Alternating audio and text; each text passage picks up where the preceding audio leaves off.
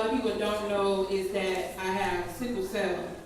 And I was just laughing a few minutes ago because I was reading a text on Facebook, and I was posting the event, and I was posting that I have sickle cell, and I got an inbox from a friend stating that she didn't know that I had sickle cell because I'm thick.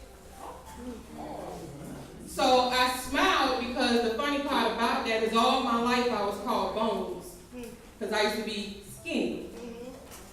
And it just goes to show you that a lot of people they still don't know a lot of information about sickle cell, because anyone who has sickle cell, you are immune to getting any other diseases and infections. And I have asthma. And the asthma medication is steroids. So it's going to swell me up.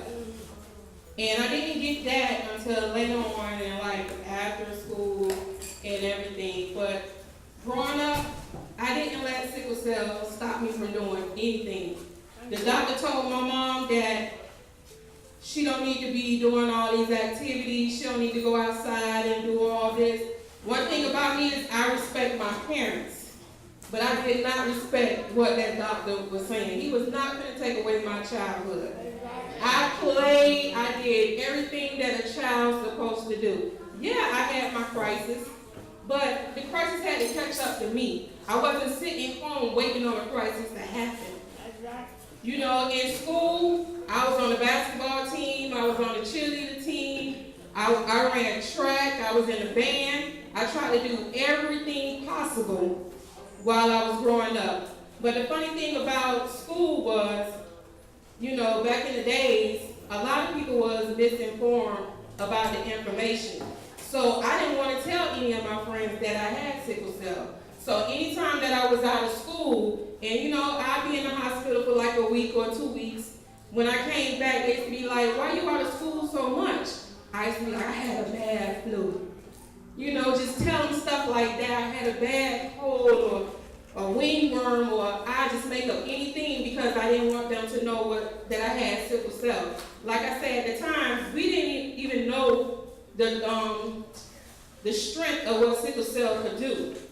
So I didn't want to tell them. And then finally, I met a young lady that was in my school, and she came and she was telling me and my friends that she had sickle cell also. So me and her bonded instantly. We started talking about sickle cell, we started hanging out, becoming friends, and all that and stuff. And when we finally told everybody in the school that we had sickle cell, they treated it like we had the cooties or something like that, like they could catch it. They was like, don't go around passing it on you because you could catch what they had. And it was just sad because you couldn't catch it. And it was so funny that one of the teachers had told them that, no, you have to be born with it. But it became, when I was 16 years old, I went for a physical at my doctor, and my doctor told my mom that she won't live past 18. Me being hard-headed with the doctors again, I wasn't letting that phase me. But when I turned 18, my same friend who I said I met in school with the sickle cell, she died. So when she died, it made me feel like I was next. So at this time, I'm like modeling, I'm acting, because I got into the acting and modeling and singing and all that to take away my mind off of the pain that I go through. So I got into anything I could get involved in, I got in. So what I did, I started thinking, okay, she just died, so I'm next. So in my senior year, where it's supposed to be the best year of your life, I'm around here. I was in a creative writing class because I used to be in honors for writing. And that's when I took the love of poetry up in 12th grade. Poetry used to take me away from the pain that I was going through. I'm sitting in class writing my own obituary. I went around and started telling my friends, I want you to sing, I want you to talk as a friend, I want my teacher, I was telling my teacher, I want you to talk, So one of my friends, she came to me and she was like, you can't go out like this. Don't give up. And then I said, you know what, I'm not going to give up. If I'm going to die before this year out, I want everybody to remember the vibrant passion. So I just started hugging everybody. And everybody in here who know me know that passion give hugs. Ever since then, I just give hugs because it's always like you never know when it's going to be your last time seeing somebody. But before I go into some more, I want to tell Mac, don't live your life like sickle cell is the only thing that can take you out. You can walk out this door and get hit by a car. So don't sit up there and dwell on sickle cell is going to kill me. If sickle cell is going to kill me, it's going to have to catch up to me. Because I stay busy. I had my models over here laughing, and Paula was just talking about when I was at her house the other day. She was like, P-Say just kept rubbing her legs. Because I don't want pity parties. I don't want that sympathy. Don't be, passionate, how are you feeling? And who? I don't want all that. You know what I'm saying? We was joking because it was raining, and when it rains, it really gets to me. And I'm standing here in pain today, but I'm all right. And like I said, the doctor told me that I was going to die by 18. I am 40 years old.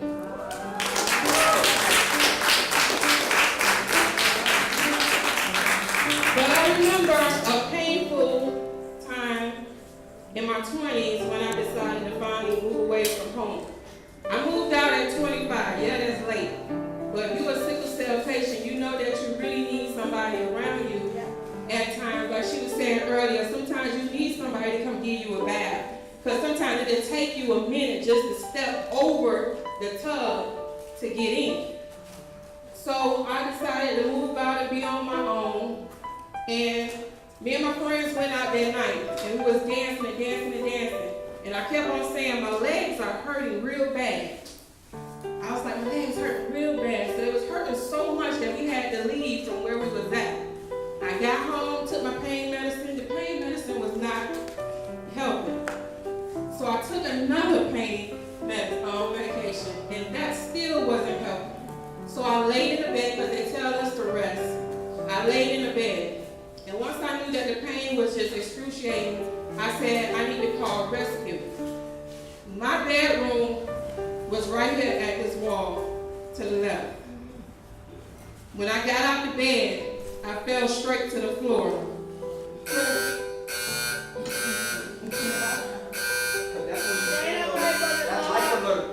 I know, right? When I got out the bed, I fell straight to the floor. I had no feeling in my legs. And yeah, I had the little jello legs, you know, and the pain was really, really bad. And like I said, at this time, I'm home by myself, so I can't call for mama. I can't call for sister or brother, so I'm sitting there crying real bad and screaming. All I know is that I need to call rescue. The phone was right here, like where this wall at to the right. So I said, okay, I gotta get to the phone. So then the only thing I can do now is crawl. So while I'm crawling, now the pain then jumped in my arms. So now I'm just laying there like, God, give me the strength. So I got the strength from this wall to that wall. It took me 45 minutes to crawl. So, you know, it's a really bad pain. You know how y'all get the Charlie horse? Women, y'all get the cramps. Even when you have babies, it has nothing but a sickle cell person go through. It's like 1,000 times. Like I done had kids and I never felt the pain because my sickle cell pain was always worse than having a child. You had natural birth? Yes, I had natural birth. My sister never had. She had him and Delisa C-section. She couldn't have natural birth. Because how severe the pain was. Delisa was born in a crisis. She went in the hospital in the crisis, and they had to induce her labor. Right. That's how Delisa was born. Well, you know, when you have sickle cell as a woman, they tell you not to have kids.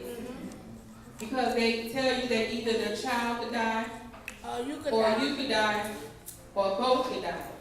So I never wanted kids. While all my friends was talking about kids and everything, I was like, y'all have that. I didn't want it because every time I was going into crisis, I had to look at my mom cry. because there was nothing she could do to take the pain away. So I didn't want any kids. Yeah. So like I said, I just dwelled back into the acting and writing and doing everything, living my life. When I found out I was pregnant, I'm against abortions. So I knew it was either my baby gonna die, I'm gonna die, or we gonna die. But I started getting into the church. I started talking to God like never before. I started talking to God like I never talked to anybody in my life.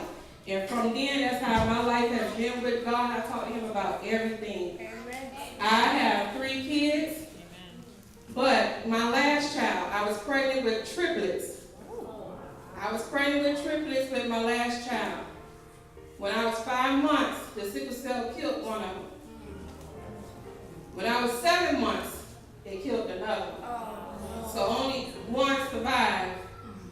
And God knew I couldn't take care of them doggone 3 kids. So, it was a sad, painful thing. Yeah, I get, teary-eyed when I see twins and things like that. But it still goes to show you that God still has to say so, because my daughter made it, and that's why I named her Destiny, because it was destined for her to get here.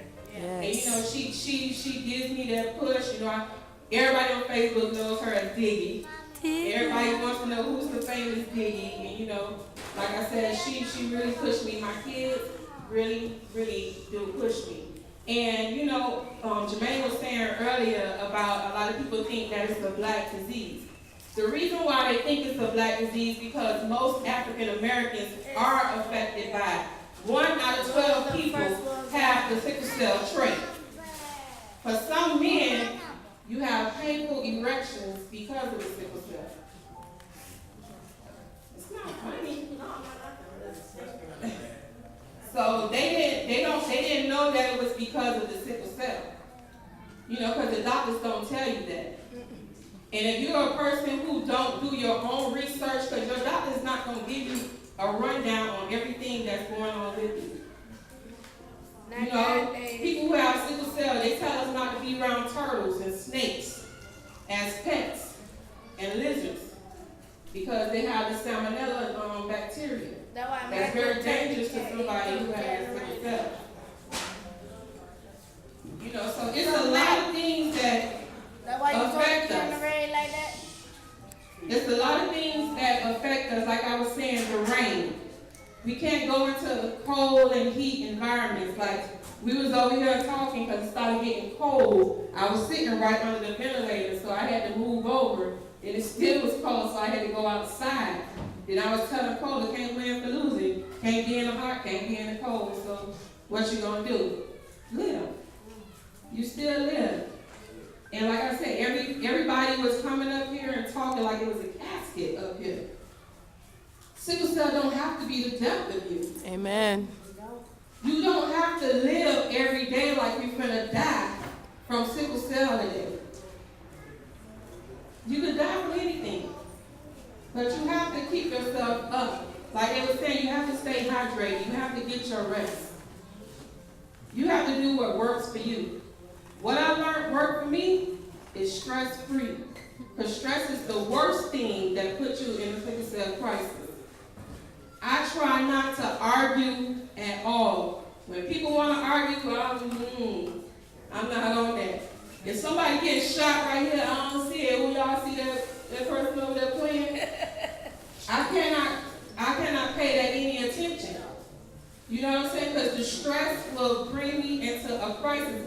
And every time I go to the hospital, I'm always in there for 2 weeks or 2 months. In 2010, I had my worst sickle cell episode ever. I went in August and got out in December. I kept on telling all my friends and family, they was coming like it was going to be the last. Like, they always come and visit me. But this time it just seemed like too many of them was coming. So it made me feel like the family was out there saying, she ain't gonna pull through. So when you come in there with a sad face, now you're making me sad. You're making me think what's going on. You're making me think what y'all talking about. I'm asking my mom, my sisters, everything. The doctor's been talking to y'all because they just been telling me they still trying to find stuff. And I kept on saying, I've never felt this pain right here ever in my life. So I went into a more even worse crisis then. They ended up rushing me down to ICU. They gave me too much drugs. They had to resuscitate me. I didn't know they killed me until a week later. Because it took me a week to wake up. Huh? Memorial. Memorial down here. My favorite hospital, and everybody gonna be like, oh, heck no. My favorite hospital that take care of passion is North Shore. Oh. I don't go to no Jackson, no Memorial, none of them. North Shore know my body. They know my sicknesses. You already know when we go in there, they treat us like drug addicts. They act like we coming in there to get some drugs and everything, so they really don't want to give you any pain medicine. You know what, Portia? My sister was the same way. Passion. Yeah. So that's why I go to North Shore. That's why I go to North Shore, because they know me. They know one thing about me is I try not to depend on my pain medication. Whenever I'm in crisis, and I'm always in some type of pain daily. Either my hands, my feet, my back, my chest, or whatever. I'm in some type of pain every day. It's just not so severe. So I try not, you have people who have sickle cell who, as soon as they start feeling a little bit of pain, they jump straight to the medication. You get dependent on the medication. And sometimes, as soon as you take the medicine, it'll make the pain even worse. So I try not to depend on it. I will wait till my pain actually gets unbearable before I start taking the pain medicine. And like she was saying earlier, sometimes hot baths do good. You have to just find out what actually works for you. And like I was saying, when I was in the hospital from August to December, after I woke up the week later, I still kept on complaining that I'm still feeling pain like I never felt before. And the nurse just kept on saying, it's just a regular crisis. And I'm like, no, this is no regular crisis. Something is wrong. So that's when I was at Memorial. So I had my doctor to switch me to North Shore. Now, mind you, I had already been at Memorial for a whole month and a half. And they still just keep telling me that it's the sickle cell. So when I asked them to switch me to North Shore, within 2 hours they found out that it was pneumonia in my back. Yeah. It was lungs and chest wall area. Yeah. They found out that I had pneumonia. So all this time from September to December, I'm steady getting drained from the pneumonia. Every time they were draining me, it was coming right back. And that's why I was at Cola House the other day, because I went to go tell her that the pneumonia came back. 2 weeks ago, the pneumonia came back, and I was just telling her. I was like, but it's just a quarter size. So we caught it in a good amount of time. So I've been taking antibiotics all this week, trying to, flush it. But like I said, when you have sickle cell disease, and I have the SS trait, the SS type, and that's the worst sickle cell you can have. That's the worst form you can have. That's what I have. So you are immune to getting infections. We stay with cold.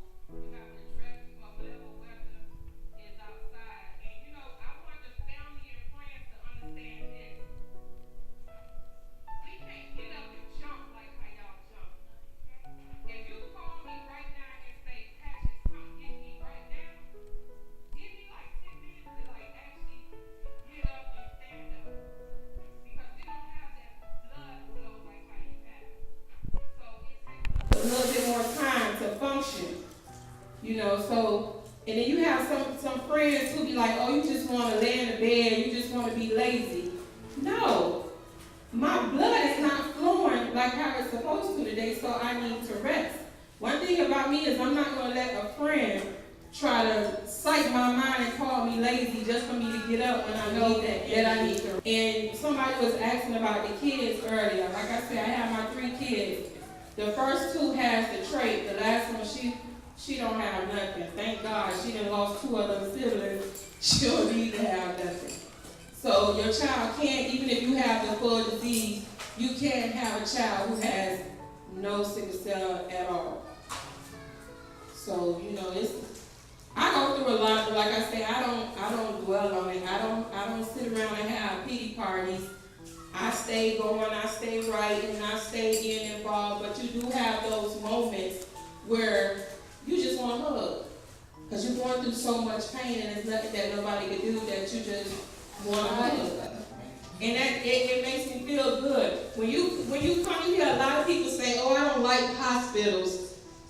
It's not about you coming to the hospital. It's about you supporting that person with sickle cell in the hospital. When you come in there with your smiles, that makes us feel good. It makes us, not think about the pain that we're going through. So don't be sitting out there talking about you don't like hospitals. Because hospitals save people too, they don't only kill them. We gotta stop thinking so negative about things. Like I said, we sitting up here thinking that we're gonna die from sickle cell. This building could smash us right now. And we all dead. And we all dead. You can't wake up saying, oh, sickle cell gonna kill me today, so I'm gonna just sit around and wait on it. No. Like I said, sickle cell gotta catch you if it's gonna kill you. And you know what, that's right, because my sisters always say, I'm not going to let this sickle cell get the best of me. But that's what she went out. She tried her best, on her knees, trying to make it to those she ain't make it. Well, everything in life, everybody's body is different. Some people make it like I've been doing a lot of research. I was over there laughing and said, can y'all please stop talking about what's the lifespan? I was like, I don't want to sit up there and think I'm going to die at 50 or 60. I want to be able to live long, see my kids graduate and get married and all that stuff. But each year, things are getting better. But I'm going to tell you, and that's what I was telling Kimber earlier. Kimber, she was a young lady that was here. We're actually doing a DVD thing for sickle cell. And she's already been promoting it out. And I was telling her that it's a shame that if you go to the library or a bookstore, you probably gonna find one book on sickle cell. Yeah. Right, that's what I'm saying. You probably found one book about sickle cell. And if you do find 2, the information is exactly the same that it was been 20 years ago. So to show you that they still haven't been getting much information about this disease. They don't want to get it, that's why. And we have to bring more awareness to this disease because it's a silent killer. Yes, it is. Like someone was saying earlier about how you could go into a crisis really fast. Like you could be sitting in here right now, by the time you get to the car, you in a whole different type of pain. That boy could walk by my room, by the time we get to his room, paramedics banging on my window. That boy when you go to the bathroom, my room right there, another room, the bathroom. By the time he get back round through the kitchen to his room, paramedics there. I'm like, I just seen this thing on boy just walk by. I know he wasn't no pain. But it's horrible, it's sad. I done lived to see it from my sister and my nephew. Well, this is what you do from this day forward. You thank God for every year she was here.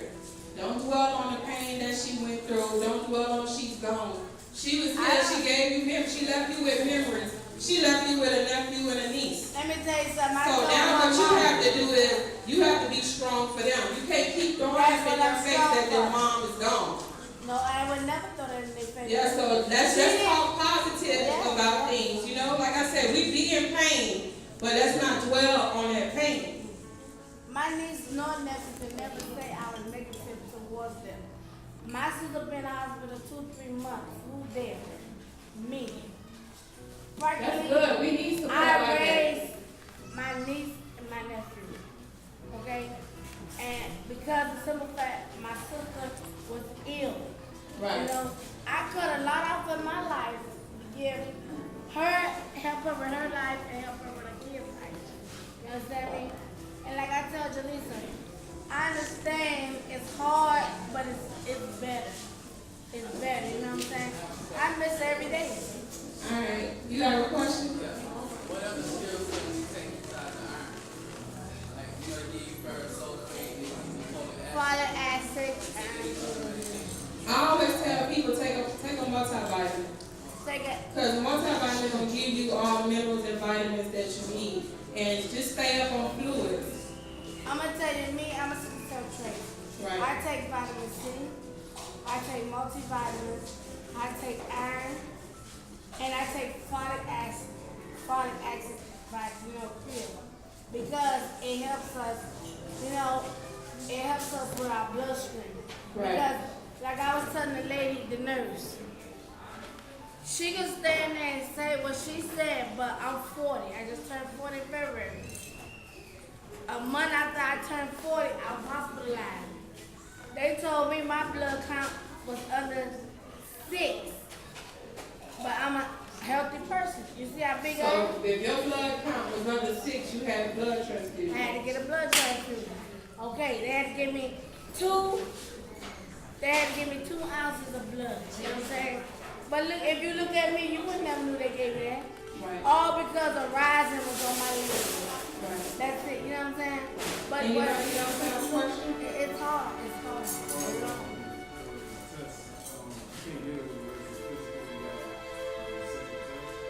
No, you can get it with your physical.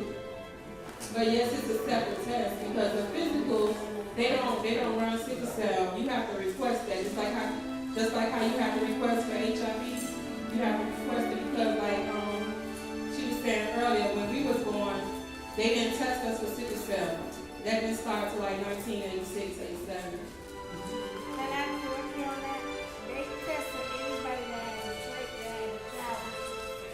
They tested all my mama kids. Because my mom had a full bone. My sister was full born with sickle cell. All of us have tested how we know we get a You trait. have a question? They may not do it now. Besides pain, like for a child,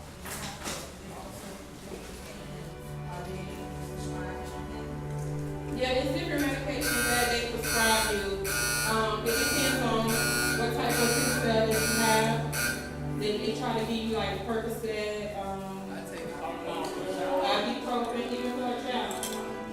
It's certain milligrams of stuff that they can give them. It's a strong pain. It's nothing bad like a little Advil, cause that's an Advil and things like that is not gonna help. I'm sorry, what did you say? You get bad back spasms because I get them every so often. Like if I drink too much juice, a lot of back be like hitting me every second. It's bad. So I struggle with that. Yeah, I get a lot of back pain, and like I said, thank you that I have sisters and cousins that I'm always saying, can you give me a massage? Because my back kills me the most when it comes to the pain of my back, my hands, and my legs. I get it mainly in my legs. So, like she was saying, I sit there and I'm rolling, but I won't sit there and tell you I'm in pain. Any more questions? Why y'all do that? Why y'all just don't tell a person y'all in pain? Because we don't want a pity party. That's all I want to So I want to take this time to thank Cookie for inviting me, and I'm so happy that you all came out. And like I said, you can find me on Facebook at Passion Peace Roosevelt, and support Sickle Cell always.